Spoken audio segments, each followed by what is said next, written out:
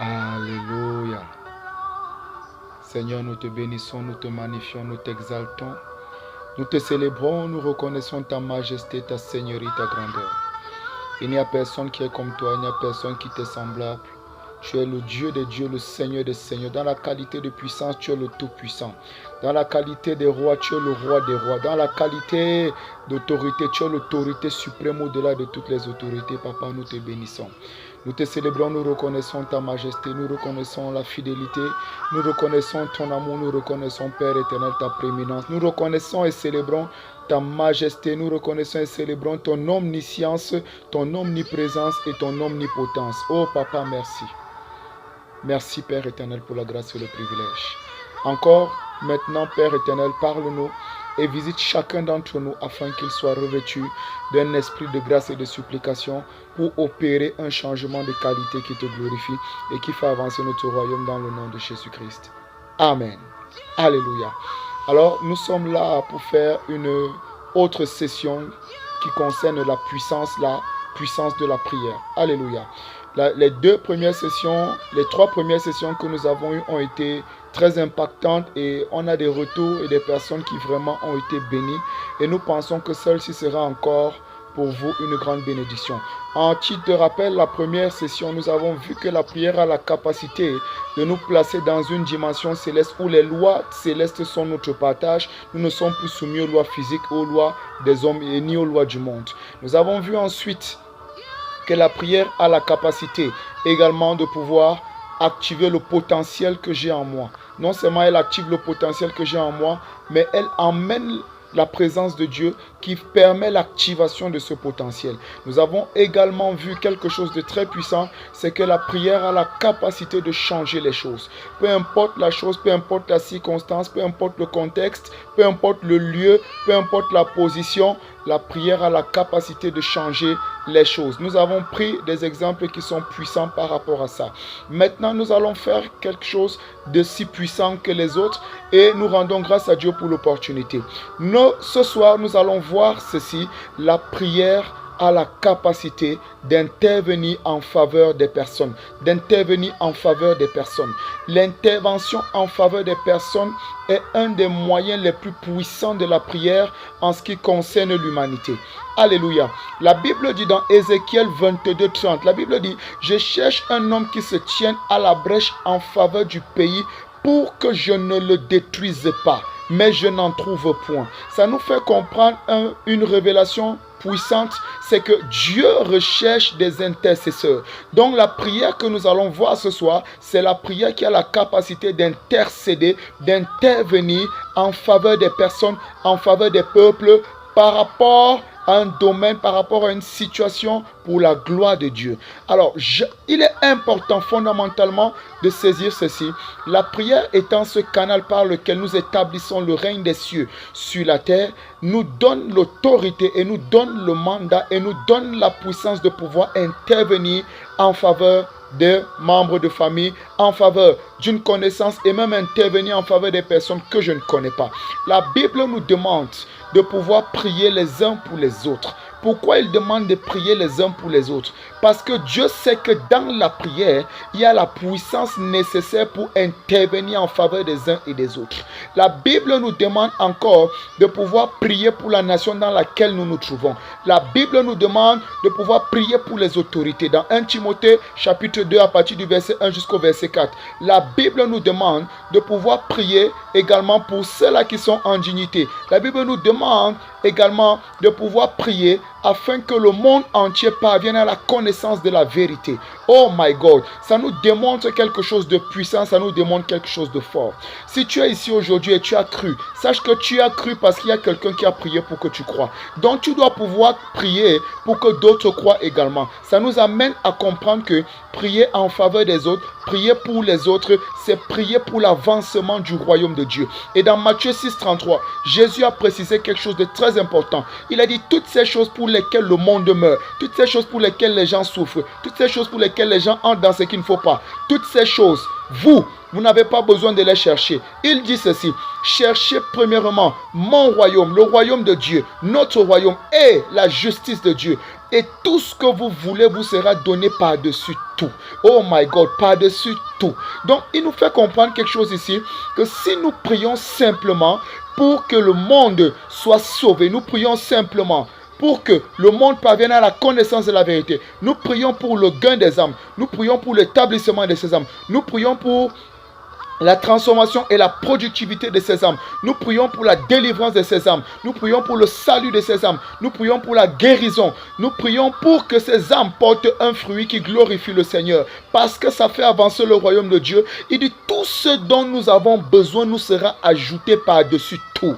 Oh my God, ça implique que parce que nous faisons la prière en intervenant pour les autres, il y a déjà de grandes récompenses qui nous attendent. Il y a déjà de grandes récompenses qui nous attendent. Mais aujourd'hui, nous n'allons pas parler des récompenses. Il est important que nous comprenions que la prière a la puissance de pouvoir intervenir en faveur des autres. Je connais des personnes qui étaient malades et qui souffraient. Carrément de l'autre côté aux États-Unis. Nous sommes ici en Afrique. Carrément de l'autre côté aux États-Unis. Et parce que nous nous sommes tenus à la brèche et nous avons prié pour ces personnes. Même pas en ligne. Nous avons prié ces personnes. De tout notre cœur, on a prié pour ces personnes. J'ai vu un témoignage d'un serviteur de Dieu, par exemple, qui a témoigné qu'il a été guéri miraculeusement de 4 cancers. Oh mon Dieu! Et c'est pour te montrer à quel point, quand tu pries, la puissance qui se dégage est suffisamment forte également pour intervenir en faveur des personnes.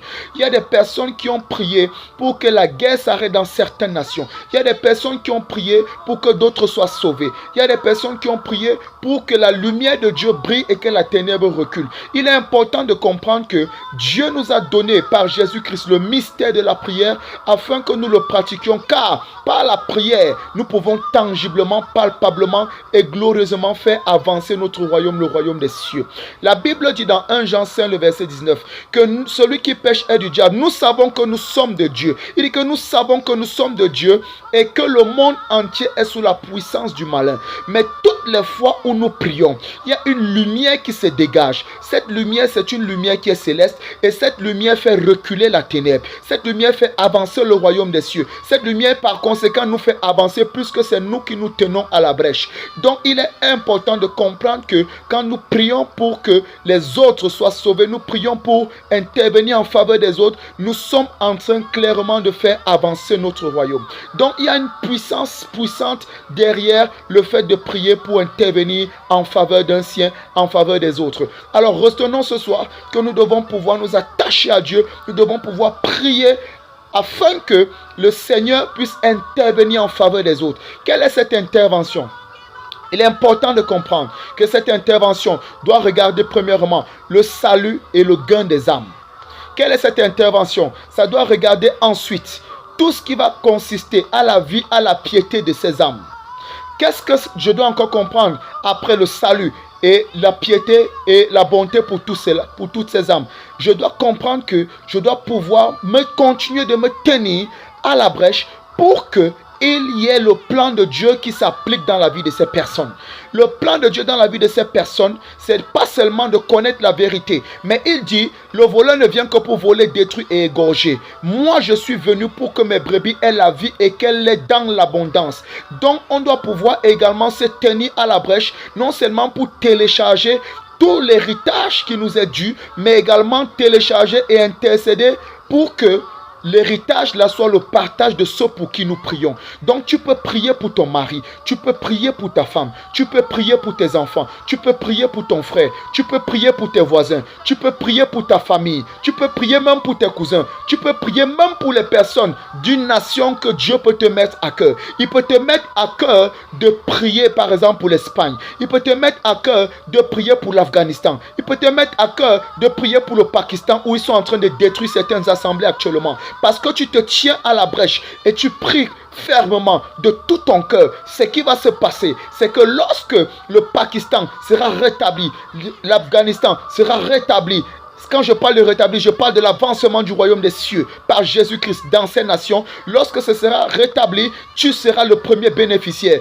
Dieu te récompensera. Parce que la Bible nous dit dans 1 Corinthiens 15, verset 58 que nous devons travailler de mieux en mieux, de manière ferme et de manière inébranlable. Oh, et il nous fait comprendre que nous ne travaillons pas en vain. Donc quand tu pries en faveur des autres, tu pries parce que Dieu a mis en toi cette capacité et certainement tu as ta récompense. La première récompense, c'est le témoignage qui ressortira de ce que ta prière a été exaucée. N'oublions pas que dès la première vidéo, nous avons compris quelque chose. Quand nous prions, nous déclenchons la manifestation du ciel sur la terre. Ça veut dire que le ciel attend ce que toi qui vas regarder cette vidéo va dire en faveur de quelqu'un quelque part afin de se manifester d'une manière particulière. Donc nous sommes tous les intendants les uns des autres. Nous sommes tous les gardiens des uns des autres. Alors commence à faire ce travail si tu le négligeais. Rassure-toi de toujours prier pour quelqu'un. Rassure-toi de toujours prier pour l'avancement de l'œuvre. Rassure-toi de toujours faire exactement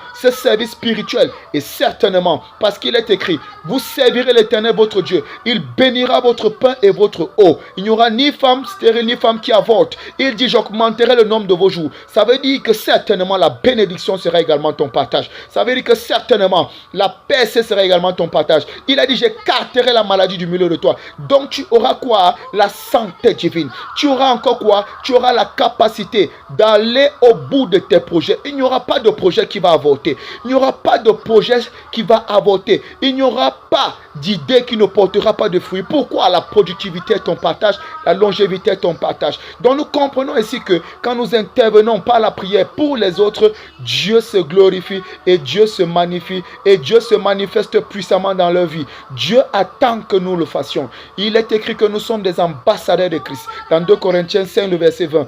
Parce que nous sommes des ambassadeurs de Christ. Qu'est-ce que Christ a passé le temps à faire quand il était sur la terre?